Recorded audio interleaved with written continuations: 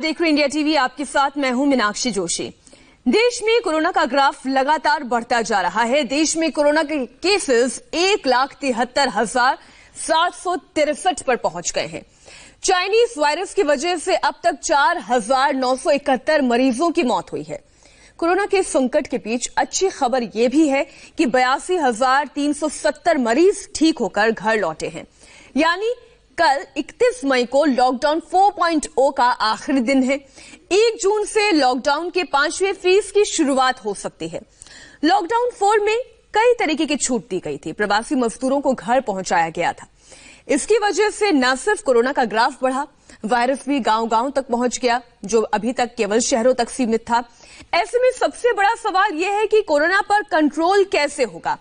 और आज इसी गंभीर मुद्दे पर बात करने के लिए हमारे साथ देश के सबसे बड़े सरकारी अस्पताल दिल्ली के एम्स के डायरेक्टर डॉक्टर रणदीप गुलेरिया जुड़ रहे हैं। सर, इंडिया टीवी पर आपका बहुत बहुत स्वागत है। नमस्कार सर, मुंबई, दिल्ली, पुणे, अहमदाबाद और चेन्नई समेत देश के 13 बड़े शहरों में कोरोना के सबसे ज्यादा मामले रिपोर्ट किए गए हैं। बताया जा रहा है कि इन 13 शहरों में से 70% से ज्यादा कोरोना पॉजिटिव मिल रहे हैं और देश के ही बड़े महानगर कोरोना के सबसे बड़े हॉटस्पॉट भी बन रहे हैं। ये शहर ही देश के सबसे बड़े इंडस्ट्रियल हब्स भी हैं। इन शहरों में हर दिन तेजी से बढ़ते कोरोना के मामले चिंता बढ़ा रहे हैं। इन पर रोक क्यों नहीं लग पा रही है और इसके पीछे दिक्कत क्या है सबसे बड़ी?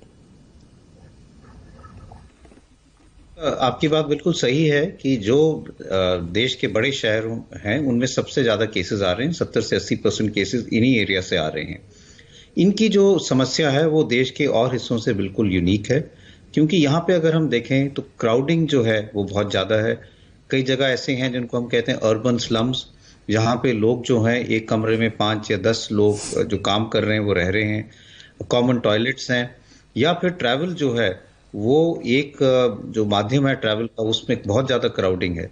तो ये जो शहर है इसमें because of population density situation problems जो है वो थोड़ी यूनिक हैं, और ये वाली जो इश्यूज हैं इन शहरों में ये वायरस के स्प्रेड को ज्यादा करते हैं।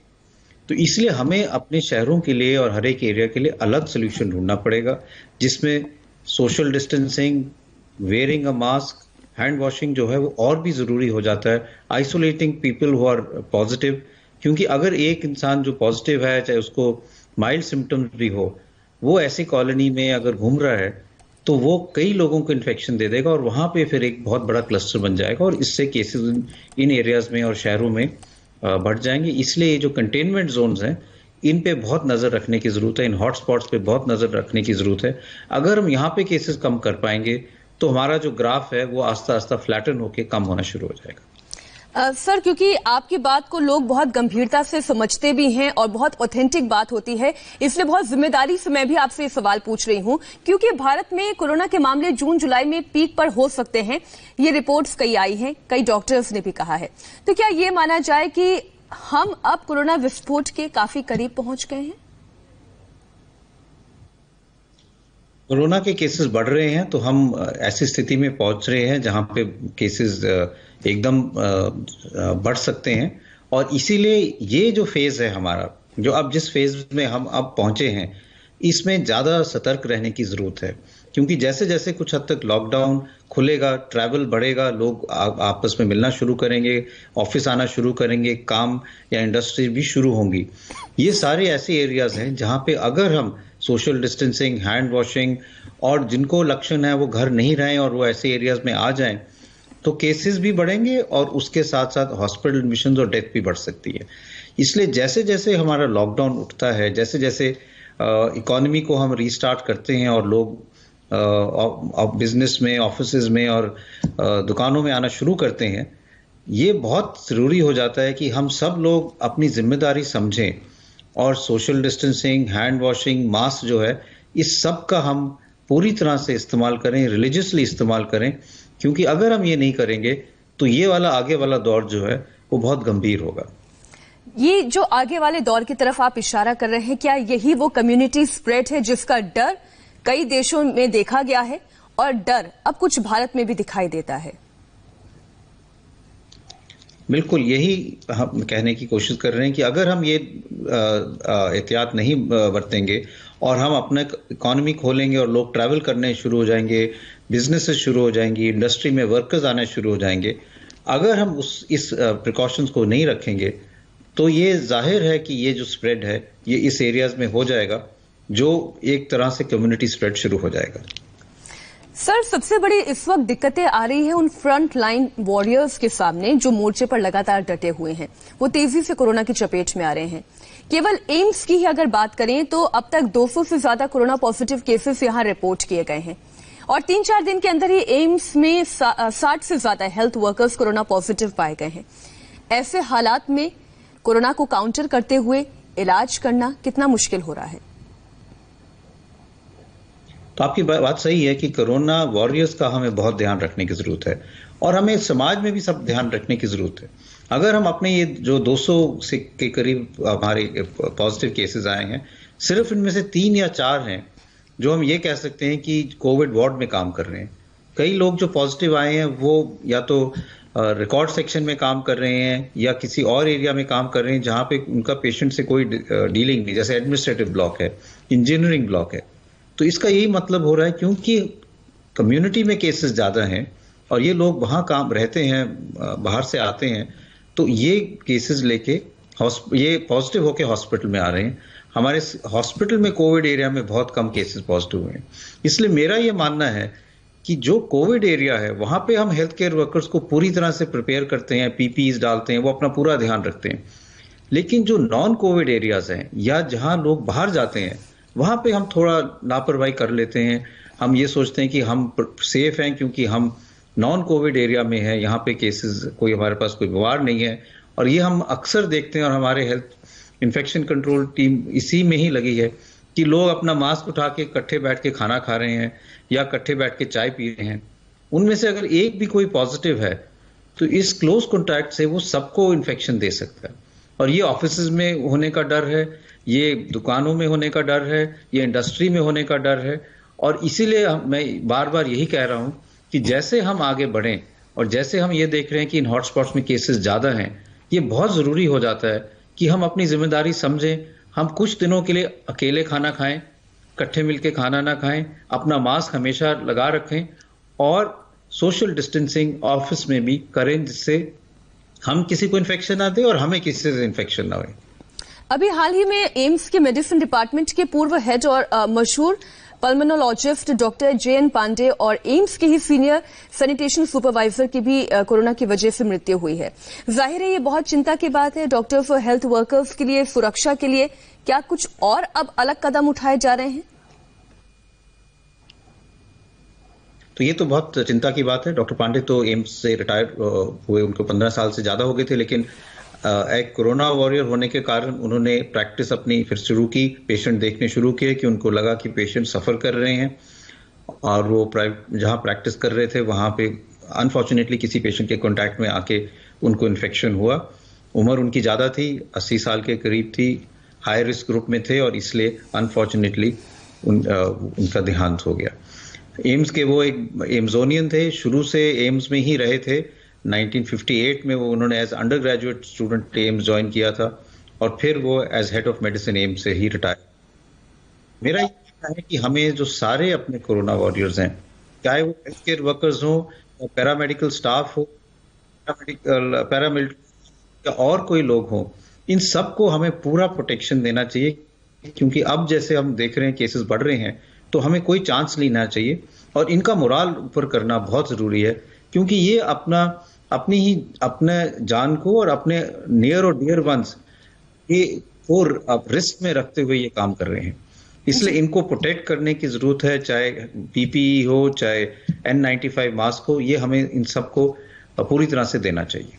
सर, जो अस्पताल में कोरोना वॉरियर्स काम कर रहे हैं वो पीपीई किट पहन के काम कर सकते हैं, लेकिन चुनौती उन लोगों के सामने भी है जो फ्रंटलाइन कोरोना वॉरियर्स है, जिनमें पुलिस आती है, CRPF की टीम आती है। इनमें भी बहुत ज्यादा कोरोना पॉजिटिव केसेस पाए जा रहे हैं। ऐसे लोगों को, ऐसे कोरोना वॉरियर्स को आप क्या सलाह देंगे? तो मैं सबसे पहले सब लोगों को ये कहना चाहूंगा, कोरोना वॉरियर्स को, कि आप assume everyone is positive unless proved otherwise। आप सब सोचो कि आपके संपर्क में जो भी आ रहा है वो पॉजिटिव हो सकता है और इसलिए आप अपना मास्क लगा के रखें, चाहे एक वो लगा लें, जो फेस शील्ड है वो लगा सकते हैं। अपना हैंड वॉशिंग हर एक कॉन्टैक्ट के बाद जरूर करें और सोशल डिस्टेंसिंग पूरी तरह से रखें।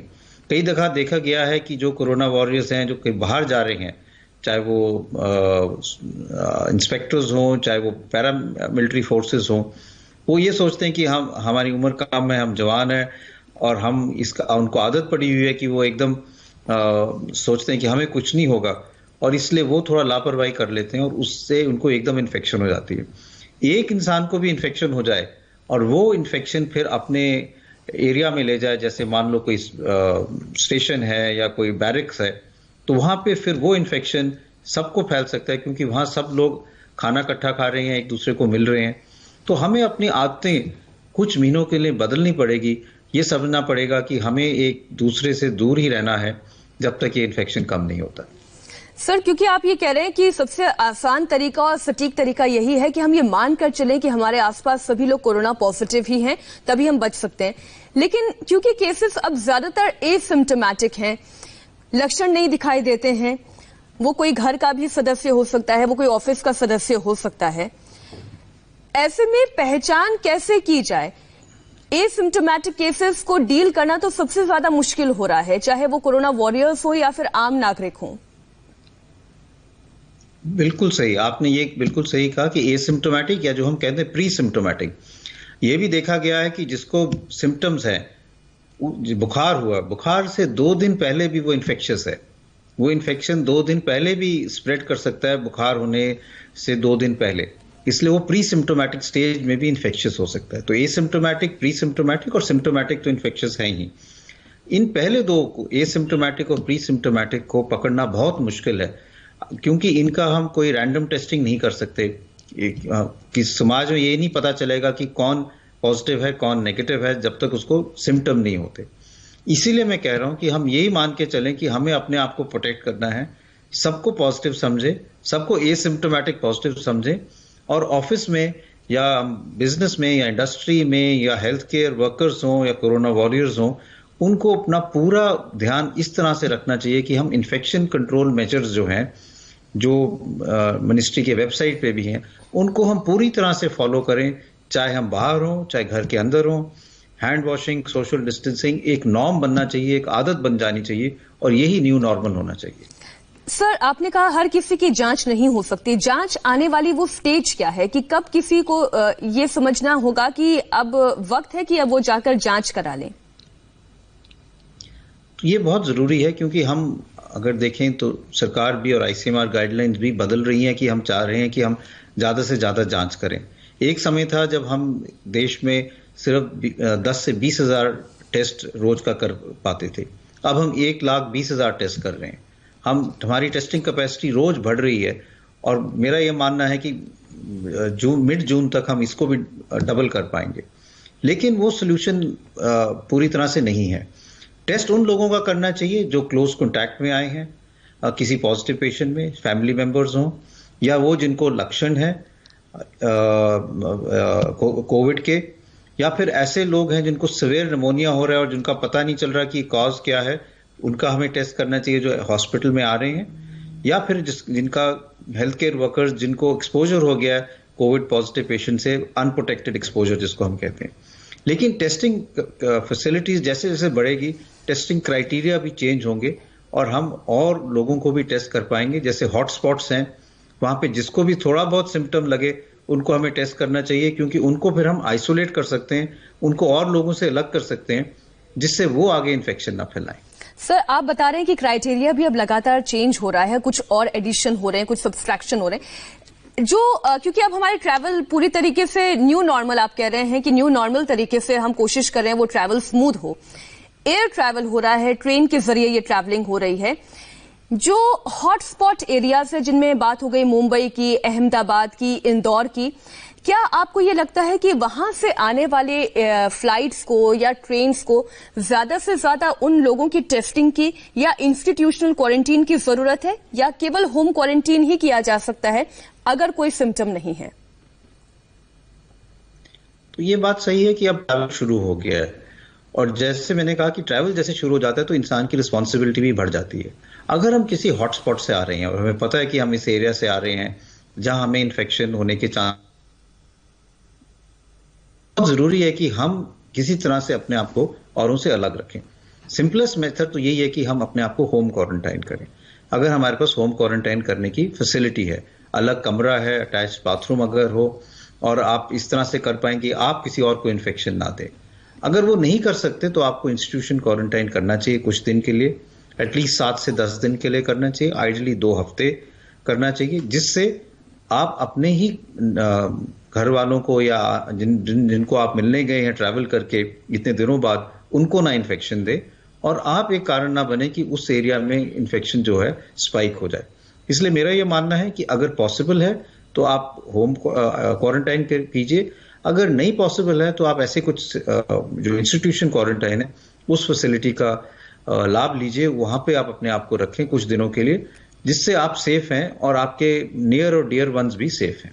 और आप अभी भी यही सजेस्ट कर रहे हैं कि अगर सिम्टम नहीं है, भले ही आप किसी हॉटस्पॉट जोन से ही क्यों ना आ रहे हो, अगर सिम्टम नहीं है तो हमें टेस्ट के लिए ज्यादा जोर देने की जरूरत नहीं है। बिल्कुल, क्योंकि अगर आप ये भी समझ लेना, अगर हमने आज टेस्ट किया है तो ये कोई गारंटी नहीं देता कि हम 5 दिन बाद हमें इन्फेक्शन नहीं हो सकता, क्योंकि हम इंक्यूबेशन पीरियड में भी हो सकते हैं और हमारा वायरल लोड उतना ज्यादा नहीं होगा।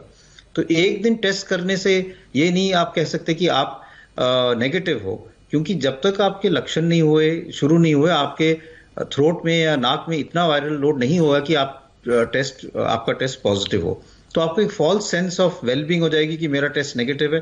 पर यह हो सकता है कि आपने टेस्ट जो किया वो बहुत जल्दी करा लिया और अभी आपको इन्फेक्शन इतना हुआ ही नहीं था कि वो टेस्ट में पकड़ा जाए। इसलिए टेस्ट एक सोल्यूशन नहीं है। अगर कुछ लक्षण हो तो हाँ, आप अगर हॉटस्पॉट से आए हैं, ट्रैवल करके आए हैं, टेस्ट आपको जरूरी कराना है, बिल्कुल कराएं।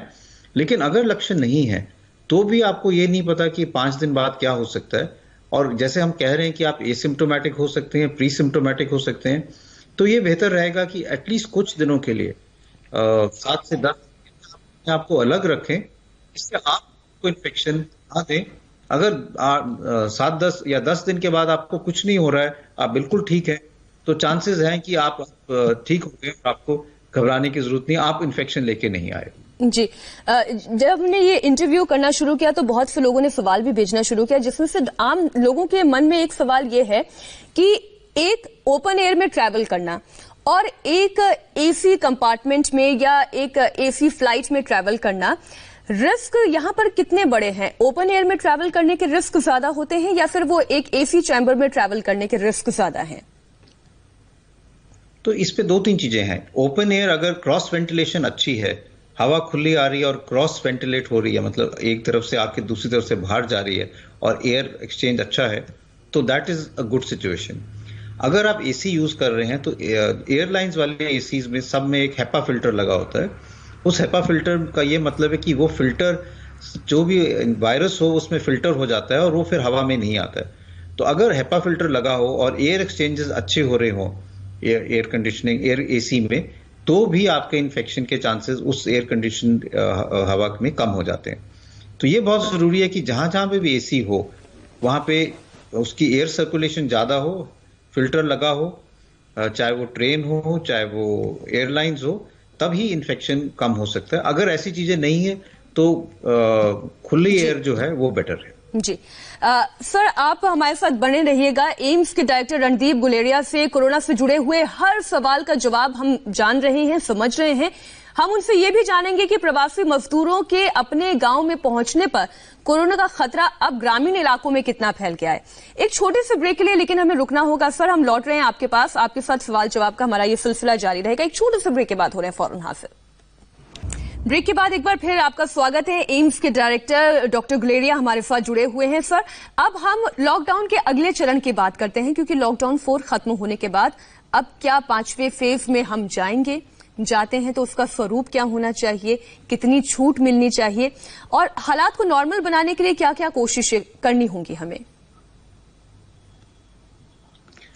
तो मेरा यह मानना है कि जैसे जैसे लॉकडाउन की ड्यूरेशन बढ़ती है तो कुछ ना कुछ छूट देना तो जरूरी है, क्योंकि चाहे हम अपने मजदूरों की बात करें, डेली वेज लोगों की बात करें, चाहे वो ऑटो रिक्शा ड्राइवर हो, रेडी वाले हो, उनकी सस्टेनेंस के लिए कुछ हद तक तो लॉकडाउन उठाना जरूरी है। इसके साथ ये भी जरूरी है कि हम ऐसे कदम उठाएं जिससे इन्फेक्शन आगे ना बढ़े। तो जो नॉन एसेंशियल चीजें हैं या जहां पे हमें ये डर रहता है कि यहाँ पे ज्यादा लोग इकट्ठे हो सकते हैं जिससे इन्फेक्शन फैल सकता है और एक हॉटस्पॉट बन सकता है, या यहाँ पे कोई एक इन्फेक्शन वाला इंसान जो सुपर स्प्रेडर है वो बहुत ज्यादा लोगों को इन्फेक्शन दे सकता है, जैसे साउथ कोरिया में हुआ था। तो ऐसी चीजें हमें अवॉइड करनी चाहिए जब तक केसेस कम नहीं होते। तो हमें एक बैलेंस बनाना है कि क्या क्या जी जिससे इकोनॉमी भी चल पाए, जो डेली वेज वाले लोग हैं उनकी रोजगारी भी हो, लेकिन इन्फेक्शन कंट्रोल पूरी तरह से हो पाए और ऐसी एक्टिविटीज ना हो जहां पे। लेकिन एक जो मेडिकल टर्म बार बार इस्तेमाल किया जा रहा है, हर्ड इम्यूनिटी, ये हर्ड इम्यूनिटी क्या है और क्या ये अब आखिरी विकल्प है? हर्ड इम्यूनिटी का ये मतलब है कि अगर मान लो 50 से ज्यादा % लोगों को इन्फेक्शन हो जाए और उनका अगर इन्फेक्शन हो गया है तो फिर उनमें एंटीबॉडीज बन जाते हैं और उनको फिर से जल्दी इन्फेक्शन होने के चांसेस कम हैं। और अगर उनको इन्फेक्शन हो गया तो फिर वो आगे औरों को इन्फेक्शन नहीं दे सकते, तो उससे चेन ऑफ ट्रांसमिशन जो है वो रुक जाता है, वायरस आगे नहीं फैल पाता। क्योंकि अगर मुझे इन्फेक्शन हो गया और मेरे बॉडी में एंटीबॉडीज बन गए हैं, अगर मैं अब किसी पॉजिटिव पेशेंट के कॉन्टैक्ट में आता हूं तो मुझे फिर से इन्फेक्शन होने के चांसेस कम है, क्योंकि मेरी बॉडी में ऑलरेडी वो इम्यूनिटी आ गई है जो इस इन्फेक्शन को लड़ सकती है और वो इन्फेक्शन मेरे में आने नहीं देगा और मैं फिर आगे किसी और को फैला नहीं पाऊंगा। तो अगर हर्ड इम्यूनिटी हो जाती है और 50 से ज्यादा या 50-60% लोगों में इन्फेक्शन हो जाता है और वो ठीक हो जाते हैं, तो फिर वो आगे इन्फेक्शन नहीं फैलाते और फिर केसेस जो है होने लगते हैं।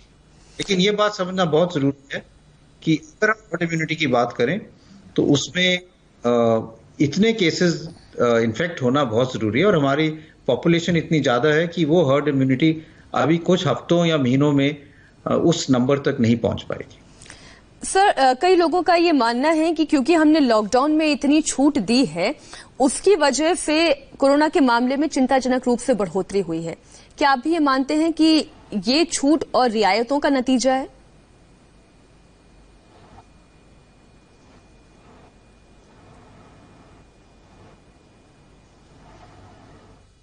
ब्रेक के बाद एक बार फिर आपका स्वागत है। डॉक्टर गुलेरिया हमारे साथ जुड़े हुए हैं। सर, हम कुछ अफवाहों पर भी बात कर लेते हैं। अफवाहें बहुत ज्यादा चल रही हैं और सोशल मीडिया पर आपने भी देखा होगा, यहां पर कहा जा रहा है कि 48 घंटों में एम्स में 50 से ज्यादा स्टाफ कोरोना पॉजिटिव पाए गए हैं। एक्चुअल केसेस कितने हैं और कितने डॉक्टर्स और हेल्थ वर्कर्स अफेक्ट हुए हैं? तो अगर हम केसेस की बात करें तो हमने कोविड हॉस्पिटल बनाए हैं। एक हमारा ट्रॉमा सेंटर है, उसको हमने कोविड हॉस्पिटल बना दिया और हम ट्रॉमा केसेस हम मेन हॉस्पिटल में देख रहे हैं। और झज्जर में जो हमारा नेशनल कैंसर इंस्टीट्यूट है उसमें हमने कई जो फ्लोर्स हैं उनको भी कोविड हॉस्पिटल और वहां के विश्राम सदर को कोविड केयर सेंटर बना दिया है। अगर हम पेशेंट्स की बात करें तो लगभग 700 पेशेंट हमारे यहाँ अंडर एडमिटेड हैं जो कोविड पॉजिटिव हैं। उनमें से कई पेशेंट्स जो हैं वो आईसीयू और एचडीयू में हैं और हमारी टीम इन सारे पेशेंट्स की देखभाल कर रही है। चाहे वो झज्जर जी हेल्थ वर्कर्स की मैं उस पर आ रहा हूँ जी। हाँ, तो ये पेशेंट्स की बात हो गई। हेल्थ वर्कर्स की अगर हम बात करें तो हमारे यहाँ जो हेल्थ केयर वर्कर्स पॉजिटिव आए हैं उनमें से सिर्फ 2 या 3 हैं जो कोविड एरिया में काम कर रहे हैं और जो पॉजिटिव आए हैं। और जो सारे हेल्थ वर्कर्स पॉजिटिव आए हैं वो हमारे एडमिनिस्ट्रेटिव एरिया में या रिकॉर्ड सेक्शन में या ऐसी जगह काम कर रहे हैं जहां पे उनका कोविड पेशेंट्स या हॉस्पिटल से इतना संपर्क नहीं है। तो हमारा ये मानना है कि ये जो लोग पॉजिटिव आ रहे हैं एम्स के स्टाफ हैं, लेकिन ये उस एरियाज में रह रहे हैं जहां पे केसेस ज्यादा हैं। और क्योंकि दिल्ली में ही केसेस बढ़ रहे हैं तो उसी का ये एक रिफ्लेक्शन है कि जो लोग दिल्ली में रह के हमारे यहाँ काम करने आ रहे हैं उनको भी ये केसेस हो रहे हैं। इनका डायरेक्टली एम्स से इन्फेक्शन लेने का कोई रिलेशनशिप नहीं है। सर, लोग ये भी ट्वीट कर रहे हैं कि इनमें से कुछ बड़े लोग भी शामिल हैं कि एम्स में अच्छे पीपीई किट और सेफ्टी गार्ड्स नहीं हैं। हिमाचल प्रदेश में धांधली के आरोप भी लगे हैं। ये कुछ ट्वीट्स आए हैं सर। नहीं, तो इसमें जो हमारे किट्स आते हैं वो तो गवर्नमेंट ऑफ इंडिया से ही आते हैं और वो प्रॉपर प्रिकॉशन लेके ही HLL के थ्रू आते हैं। हमारी एक कमेटी हमने बनाई है, इंटरनल कमेटी, जो सारे जो किट्स आ रहे हैं, चाहे वो N95 मास्क हो, चाहे PPE किट हो, उसको रिव्यू करते हैं, उनकी क्वालिटी चेक करते हैं और उसी बेसिस पे हम उसको लेते हैं। अगर हमें कोई भी जो लॉट आ रहा है वो ठीक नहीं लगता, हम उसको वापस कर देते हैं। और हमने कई किट्स जो हैं वो वापस किए हैं, गवर्नमेंट को भी वापस किए हैं, मैन्युफैक्चरर्स को भी वापस किए हैं, क्योंकि हमें लगा कि उनकी क्वालिटी ठीक नहीं है और हम अपने हेल्थ केयर वर्कर्स की सेफ्टी पे कॉम्प्रोमाइज नहीं कर सकते। तो एक हमारी इंटरनल कमेटी है, वो यही काम कर रही है कि हर एक जो PPE आ रहा है, हर एक N95 मास्क आ रहा है, उसको प्रॉपरली देख के, उसकी इवैल्यूएशन करके, क्वालिटी देख के ही आगे डिस्ट्रीब्यूट करते हैं। सर, एक अफवाह ये भी है कि लोग ये कह रहे हैं क्योंकि अब मॉनसून सीजन दस्तक देगा और जून में कई राज्यों में बरसात होने लगेगी, ऐसे में कोरोना का संक्रमण और तेजी से फैलेगा। क्या वाकई में ऐसा होता है?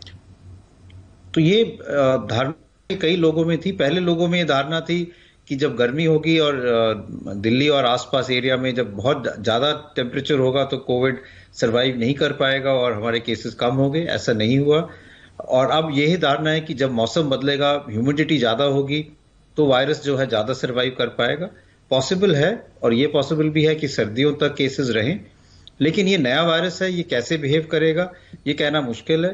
तो ये कहना डेफिनेटली कि मॉनसून में केसेस बढ़ेंगे, ये अभी कहना मुश्किल है। जी सर, कोरोना का अब तक का कोई कारगर इलाज जो है वो तरीका सामने नहीं आया है। मलेरिया की दवा हाइड्रोक्सी क्लोरोक्वीन को कोरोना के इलाज के लिए फायदेमंद जरूर माना गया है, लेकिन वर्ल्ड हेल्थ ऑर्गेनाइजेशन ने इसके ट्रायल पर रोक लगाई है, जबकि ICMR इस दवा का इस्तेमाल जारी रखने की बात कर रहा है। ये हाइड्रोक्सी क्लोरोक्वीन के फायदे नुकसान पर सबकी अपनी अपनी अलग अलग राय क्यों है?